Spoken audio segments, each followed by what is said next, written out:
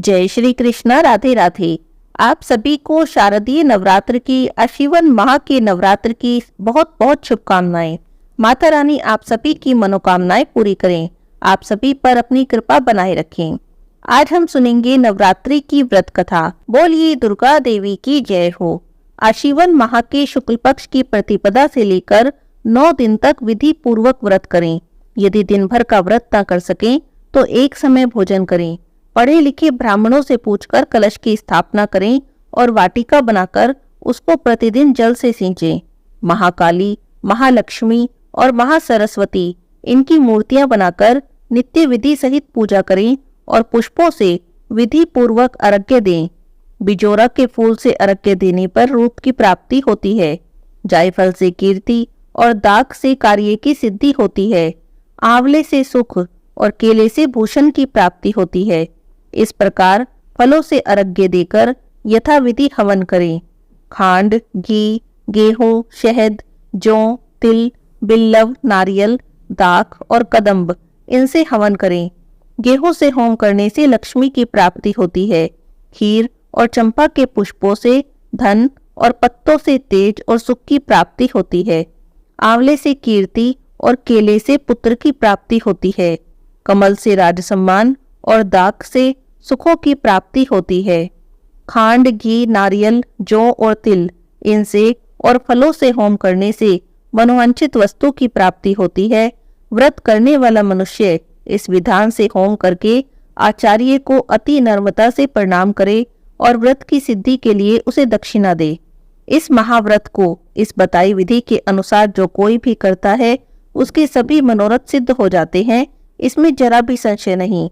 इन 9 दिनों में जो भी कुछ दान आदि दिया जाता है उसका करोड़ों गुना फल प्राप्त होता है।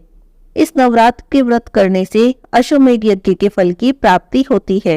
एक समय नारद जी ने संसार भ्रमण के लिए स्वर्गलोक से मृत्युलोक की यात्रा की।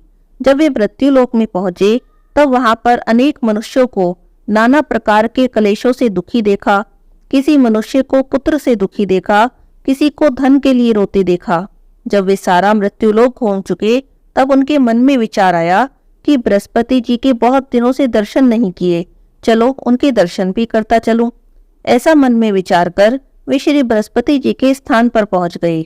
श्री बृहस्पति जी ने नारद जी को आया देखा तो बड़ा हर्ष प्रकट किया और नारद जी से कहने लगे, आप अपने आने का कारण मुझे बताएं। जिस विचार से आप यहाँ पर मेरे स्थान पर पधारे हैं वह निसंकोच मुझसे वर्णन करें। तब नारद जी ने हाथ जोड़कर प्रार्थना की और कहा, हे बृहस्पति देव, मैं इस बात को जानने के लिए आपके पास आया हूँ कि नवरात्र के दिनों में व्रत करने से किस फल की प्राप्ति होती है। इस व्रत का महात्म्य मैं आपके मुख से सुनना चाहता हूँ। तब बृहस्पति देव बोले, हे नारद जी, इस नवरात्र व्रत कथा को मैंने ब्रह्मा जी के मुख से सुना था। यह नवरात्र का व्रत चैत्र शुक्ल प्रतिपदा से अष्टमी तक और आश्विन माह में भी आश्विन शुक्ल प्रतिपदा से अष्टमी तक किया जाता है। नवरात्र का व्रत करने वाले को संसार की दुर्लभ से दुर्लभ वस्तु भी प्राप्त हो जाती है। इस व्रत को करने से पुत्र चाहने वाले को पुत्र प्राप्त होता है, धन चाहने वाले को धन मिल जाता है, विद्या चाहने वाले को विद्या और सुख चाहने वाले को सुख की प्राप्ति होती है। इस व्रत को करने से रोगी मनुष्य का रोग दूर हो जाता है और कारागार में गया हुआ मनुष्य बंधन से छूट जाता है। मनुष्य की सभी आपत्तियां दूर हो जाती हैं और उसके घर में सारी संपत्तियां आकर उपस्थित हो जाती हैं। बंध्या और काक बंध्या के इस व्रत को करने से पुत्र उत्पन्न होता है। सभी पापों को दूर करने वाले इस व्रत को करने से ऐसा कौन सा मनोरथ है जो सिद्ध नहीं हो सकता। जो भी मनुष्य अलभ्य मनुष्य देह पाकर भी नवरात्र का व्रत नहीं करता वह माता पिता से हीन हो जाता है, अर्थात उसके माता पिता मर जाते हैं। वह अनेक दुखों को भोगता है, उसके शरीर में कुष्ठ हो जाता है, अंग से हीन हो जाता है, उसके संतान उत्पत्ति नहीं होती। इस प्रकार वह मूर्ख अनेक दुखों को भोगता है। इस व्रत को न करने वाला निर्दयी मनुष्य धन और धान्य से रहित हो जाता है और भूख और प्यास के मारे पृथ्वी पर घूमता फिरता है, गूंगा हो जाता है। जो सधवा स्त्री भूल से इस व्रत को नहीं करती है वह पतिहीन हो जाती है और नाना प्रकार के दुखों को भोगती है। यदि व्रत करने वाला मनुष्य सारे दिन का उपवास न कर सके तो एक समय भोजन करे। उस दिन बांधुओं सहित नवरात्र व्रत की कथा को पढ़े। ब्रह्मा जी कहते हैं, हे बृहस्पति, जिसने पहले इस व्रत को किया है, अब उसका इतिहास मैं तुमसे कहता हूँ, तुम सावधान होकर सुनो। तब ब्रह्मा जी के वचन सुनकर बृहस्पति जी बोले, हे ब्राह्मण, मनुष्य का कल्याण करने वाले इस व्रत के इतिहास को आप मेरे लिए कहो। मैं सावधान होकर सुन रहा हूँ। आपकी शरण में आए हुए मुझ पर कृपा करो। तब ब्रह्मा जी बोले, पीठक नाम के मनोहर नगर में एक अनाथ नाम का ब्राह्मण रहता था। वह भगवती दुर्गा का भक्त था। उस ब्राह्मण के घर में संपूर्ण सद्गुणों से युक्त, मानो ब्रह्मा की सबसे पहली रचना हो, ऐसी यथार्थ नाम वाली सुमति नाम की एक अत्यंत सुंदर पुत्री पैदा हुई। वह कन्या सुमति अपने घर में बालपन में अपनी सहेलियों के साथ क्रीड़ा करती हुई इस प्रकार बढ़ने लगी, जैसे शुक्ल पक्ष में चंद्रमा की कला बढ़ती है। उसके पिता प्रतिदिन दुर्गा की पूजा करते और होम करते। उस समय वह भी नियम से वहां पर उपस्थित होती। एक दिन सुमति अपनी सखियों के साथ खेलने लग गई और भगवती के पूजन में उपस्थित नहीं हुई। उसके पिता को पुत्री की ऐसी असावधानी देखकर बड़ा क्रोध आया और वह अपनी पुत्री से कहने लगा, हे दुष्ट पुत्री, आज प्रभात से तुमने भगवती का पूजन नहीं किया। इस कारण मैं किसी कुष्ठी और दरिद्री मनुष्य के साथ तेरा विवाह करूंगा। इस प्रकार कुपित पिता के वचन को सुनकर सुमति को बड़ा दुख हुआ और वह अपने पिता से कहने लगी, हे पिताजी, मैं आपकी कन्या हूँ। मैं सब तरह से आपके अधीन हूँ। जैसी आपकी इच्छा हो आप वैसा करें। राजा, कुष्ठी अथवा किसी और के साथ जैसी आपकी इच्छा हो आप मेरा विवाह कर सकते हैं, पर होगा वही जो मेरे भाग्य में लिखा है। मेरा तो इस पर पूरा विश्वास है। मनुष्य ना जाने कितने मनोरथों का चिंतन करता है, पर होता वही है जो भाग्य में विधाता ने लिखा है। जो जैसा करता है उसको फल भी उसी कर्म के अनुसार प्राप्त होता है, क्योंकि कर्म करना मनुष्य के अधीन है, पर फल तो देव के अधीन है। जैसे अग्नि में पड़े हुए तृण आदि अग्नि को और अधिक प्रदीप्त कर देते हैं, उसी तरह अपनी कन्या के ऐसे निर्भीकता से कहे हुए वचन सुनकर ब्राह्मण को और अधिक क्रोध आया। तब उसने अपनी कन्या का विवाह एक कुष्ठी के साथ कर दिया और अत्यंत क्रुद्ध होकर कहने लगा, जाओ जाओ, जल्दी जाओ और अपने कर्म का फल भोगो। देखें तो जरा, केवल भाग्य के भरोसे रहकर तुम करती क्या हो। इस प्रकार से कहे हुए पिता के कटु वचनों को सुनकर सुमति मन में विचार करने लगी, अहो, मेरा बड़ा दुर्भाग्य है जिससे मुझे ऐसा पति मिला। इस तरह अपने दुख का विचार करती हुई वह सुमति अपने पति के साथ वन में चली गई और भयावह कुशयुक्त उस स्थान पर उन्होंने वह रात बड़े कष्ट से व्यतीत की। उस गरीब बालिका की ऐसी दशा देखकर भगवती पूर्व पुण्य के प्रभाव से वहां पर प्रकट हो गई और सुमति से कहने लगी, हे दीन ब्राह्मणी, मैं तुम पर प्रसन्न हूँ। तुम जो चाहो वरदान मांग सकती हो। मैं प्रसन्न होने पर मनोवांछित फल देने वाली हूँ। इस प्रकार भगवती दुर्गा का वचन सुनकर ब्राह्मणी कहने लगी कि आप कौन हैं जो मुझ पर प्रसन्न हुई हैं? वह सब आप मेरे लिए कहो और अपनी कृपा से मुझे दीन दासी को कृतार्थ करो। ऐसा ब्राह्मणी का वचन सुनकर देवी कहने लगी, मैं आदि शक्ति हूँ, मैं ही ब्रह्म विद्या हूँ और मैं ही सरस्वती हूँ। मैं प्रसन्न होने पर प्राणियों का दुख दूर कर देती हूँ और उन्हें सुख प्रदान करती हूँ। हे ब्राह्मणी, मैं तुम पर तुम्हारे पूर्व जन्म के पुण्य के प्रभाव से प्रसन्न हूँ। तुम्हारे पूर्व जन्म का वृतांत तो सुनाती हूँ, ध्यान से सुनो। पहले के जन्म में तुम एक निषाद की स्त्री थी, अति पतिव्रता थी। एक दिन तेरे पति निषाद ने चोरी की। चोरी करने के कारण तुम दोनों को सिपाहियों ने पकड़ लिया और ले जाकर जेल खाने में कैद कर दिया। उन लोगों ने न तेरे को न तेरे पति को भोजन भी नहीं दिया। इस प्रकार नवरात्र के 9 दिनों में ना ही तो तुमने कुछ खाया और ना ही जल पिया। 9 दिन का नवरात्र का व्रत हो गया। ये ब्राह्मणी, उन 9 दिनों में जो व्रत हुआ, उस व्रत के प्रभाव से प्रसन्न होकर तुम्हें मनवांछित वस्तु दे रही हूँ। तुम्हारी जो इच्छा हो वह वरदान मुझसे मांग लो। इस प्रकार देवी दुर्गा के कहे वचन सुनकर ब्राह्मणी कहने लगी, अगर आप मुझ पर प्रसन्न हैं तो हे दुर्गे, मैं आपको प्रणाम करती हूँ। कृपा करके मेरे पति के कुष्ठ को दूर करिए।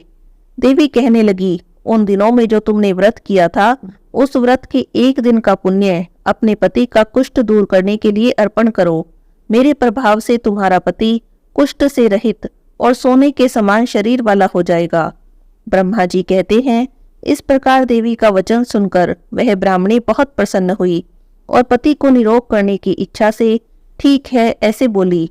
तब उसके पति का शरीर भगवती दुर्गा की कृपा से कुष्ठहीन हो गया और अति कांति युक्त हो गया, जिसकी कांति के सामने चंद्रमा की कांति भी क्षीण हो जाती है। वह ब्राह्मणी पति की मनोहर देह को देखकर देवी को अति पराक्रम वाली समझकर उनकी स्तुति करने लगी। उसने कहा, हे दुर्गे, आप दुर्गति को दूर करने वाली हो, तीनों जगत का संताप हरने वाली हो, सभी दुखों को दूर करने वाली हो, रोगी मनुष्य को निरोग करने वाली हो और प्रसन्न होने पर मनोवांछित वस्तु को देने वाली हो, दुष्ट मनुष्य का नाश करने वाली हो। तुम ही सारे जगत की माता हो, तुम ही सारे जगत की पिता हो। हे अम्बे, मुझ अपराध रहित अबला की मेरे पिता ने कुष्ठी के साथ विवाह कर मुझे घर से निकाल दिया। उनकी निकाली हुई मैं पृथ्वी पर घूमने लगी। आपने ही मेरा इस आपत्ति रूपी समुद्र से उद्धार किया है। हे देवी, मैं आपको प्रणाम करती हूँ, आप मुझ दीन की रक्षा करो। ब्रह्मा जी कहते हैं, हे बृहस्पति, इस प्रकार उस सुमति ने मन से देवी की बहुत स्तुति की। उससे की हुई स्तुति को सुनकर देवी को बहुत संतोष हुआ और वे ब्राह्मणी से कहने लगी, हे ब्राह्मणी, उदाल्य नाम का एक अति बुद्धिमान, धनवान, कीर्तिवान और जितेंद्रिय पुत्र तुम्हें शीघ्र ही प्राप्त होगा। ऐसा कहकर देवी ब्राह्मणी से फिर से कहने लगी, हे ब्राह्मणी, और भी जो कोई तेरी कुछ इच्छा हो वही मनवांछित वस्तु मुझसे मांग सकती हो। ऐसा भगवती दुर्गा का वचन सुनकर सुमति बोली, हे भगवती दुर्गे, अगर आप मेरे पे प्रसन्न हैं तो कृपा कर मुझे नवरात्र व्रत की विधि बताएं। हे दयावंती, जिस विधि से नवरात्र करने पर आप प्रसन्न होती हैं, उस विधि को और उसके फल को मेरे लिए विस्तार से वर्णन करें। इस प्रकार ब्राह्मणी के वचन को सुनकर दुर्गा देवी कहने लगी, हे ब्राह्मणी, मैं तुम्हारे लिए संपूर्ण पापों को दूर करने वाली नवरात्र की विधि बताती हूँ, जिसे सुनने से सभी पापों से छूटकर मोक्ष की प्राप्ति होती है। आशीवन मास के शुक्ल पक्ष की प्रतिपदा से लेकर 9 दिन तक विधि पूर्वक व्रत करें। यदि दिन भर का व्रत न कर सकें तो एक समय भोजन करें।